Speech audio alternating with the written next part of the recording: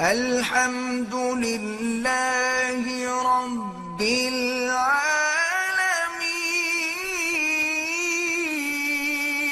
جب میں اپنی بچیوں سے خاص طور پر خواتین سے مخاطب ہوتا ہوں، میرا غم ہلکا ہونے لگتا ہے، میری امید بڑھنے لگتی ہے، میرے اندیشے پیچھے چلے جاتے ہیں، مجھے حال کے خطروں کے بجائے مستقبل کی امیدیں میرے ذہن و دماغ اور احساسات پر غالب ہونے لگتی ہیں۔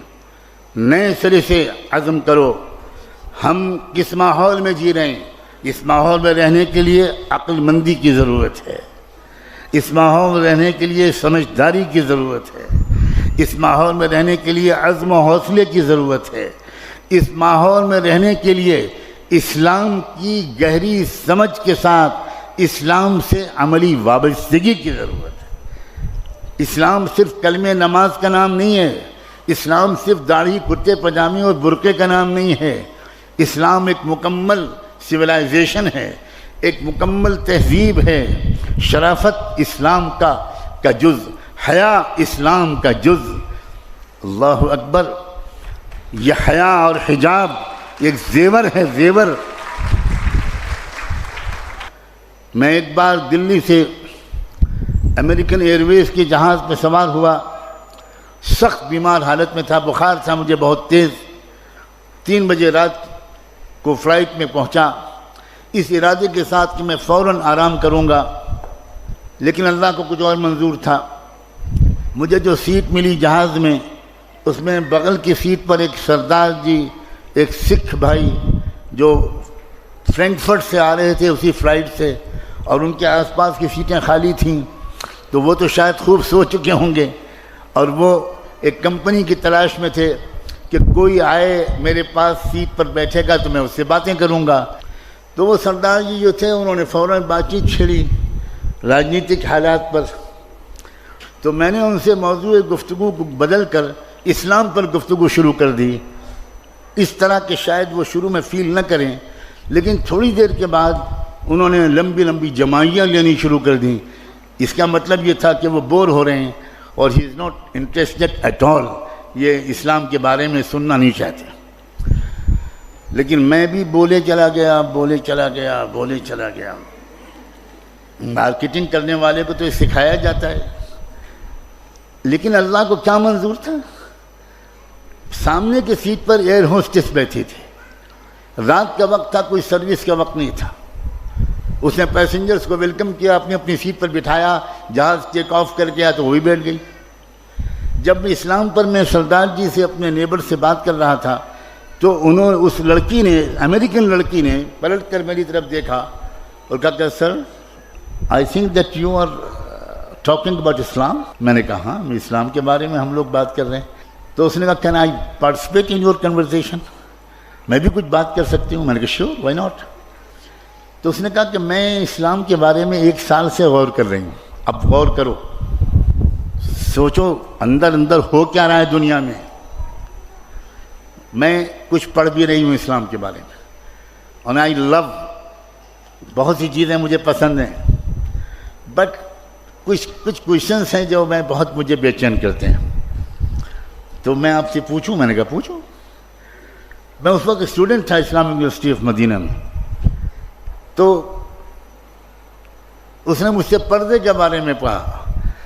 اس نے کہا کہ مجھے سمجھ میں نہیں آتا کہ یہ 50% آف پاپولیشن کو آپ کنفائن کر دیتے ہیں بیہائنڈ 4 والز، تو انسانی ڈیولپمنٹ میں یہ بہت بڑی رکاوٹ نہیں ہے؟ تو میرا ایک مزاج ہے، مجھے میرے بزرگوں نے یہ سکھایا کہ جب تم سے کوئی سوال کرے تو تم اس وقت اللہ کی طرف متوجہ ہو کر چپ کے دعا کرنا، سوال بھی سنتے رہنا، اور دعا یہ مانگنا کہ اللہ اس کا جو سب سے اچھا جواب ہو وہ آپ میرے دل میں اتار دیجئے، میں تو کچھ جانتا نہیں ہوں۔ سبحانک لا علم لنا الا ما علمتنا انک انت العلیم الحکیم۔ میرے دل میں ایک جواب ایسا آیا جو اس سے پہلے کبھی نہیں آیا تھا، اور میں نے ان سے کہا کہ 1972 میں آپ کے یونائٹڈ اسٹیٹس آف امریکہ میں ٹیکسس اسٹیٹ کے کیپٹل ہیوسٹن میں ایک عجیب واقعہ پیش آیا تھا، اور وہ واقعہ ان شارٹ بیان کرتا ہوں کہ ایک صاحبزادے اپنے کار میں ایک بریف کیس میں تقریباً $20 لاکھ $2 ملین کی مالیت کے زیورات جیولز اینڈ ڈائمنڈس لے کر نکلے اور مڈ نائٹ 12-1 بجے کے قریب انہوں نے گراؤنڈ اباؤٹ ایک چوراہے کے پاس اپنی گاڑی روکی اور اس گاڑی روک کر وہ بریف کیس نکالا اور چوراہے پر کھول کر رکھ دیا، اور اسی کنارے ایک بلڈنگ میں ایک ان کا اپارٹمنٹ تھا، انہوں نے گاڑی پارک کی اور اوپر چلے گئے اور اپنی بیلکنی سے واچ کرنے لگے کہ اب دیکھیں میرے بریف کیس کیا ہوتا ہے۔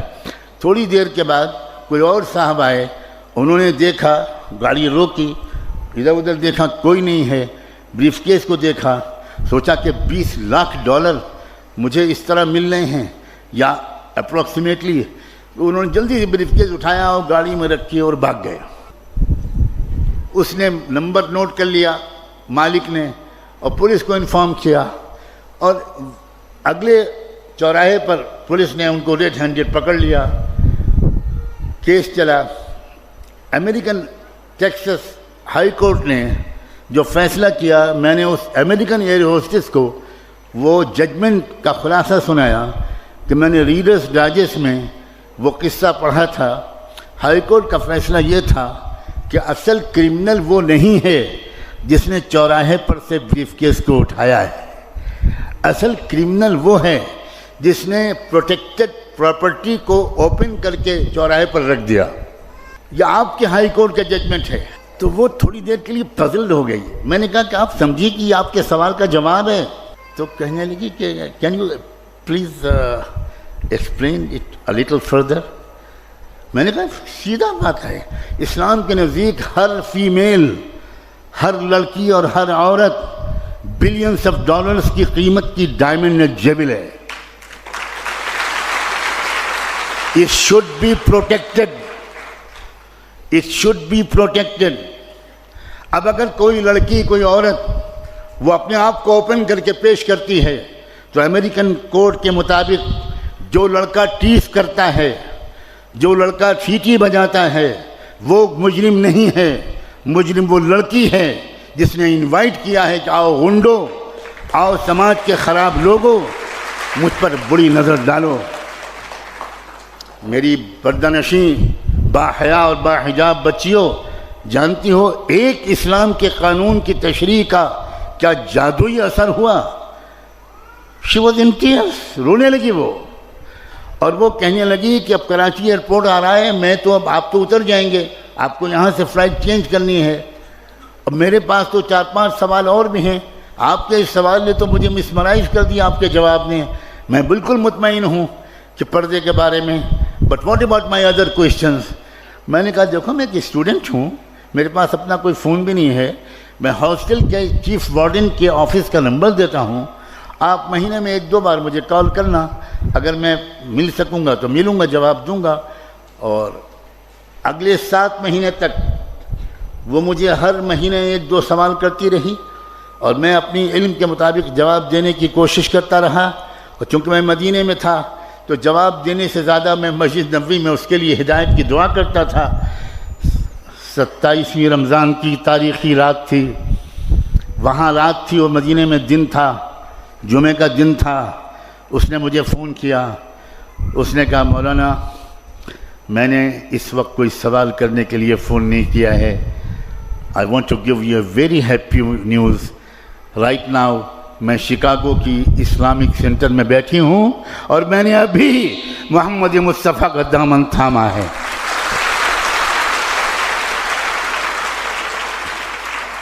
تمہارے پاس ہے لڑکیوں یہ چانس ہے کہ اپنی نان مسلم کلاس میٹس، روم میٹس، ہاسٹل میٹس، اپنی نیبرز، اپنی سوسائٹی اور محلے میں رہنے والی نان مسلم لڑکیوں سے دوستیاں بڑھاؤ اور ان سے کہو کہ پلیز لیٹ اس انڈرسٹینڈ، ہم لوگ پڑھے لکھے لوگ ہیں بھائی، ہم لوگوں کو ایک آپس میں ڈیبیٹ کرنا چاہیے، ایکسچینج آف نالج کرنا چاہیے، ہم لوگ لڑ کیوں رہے ہیں؟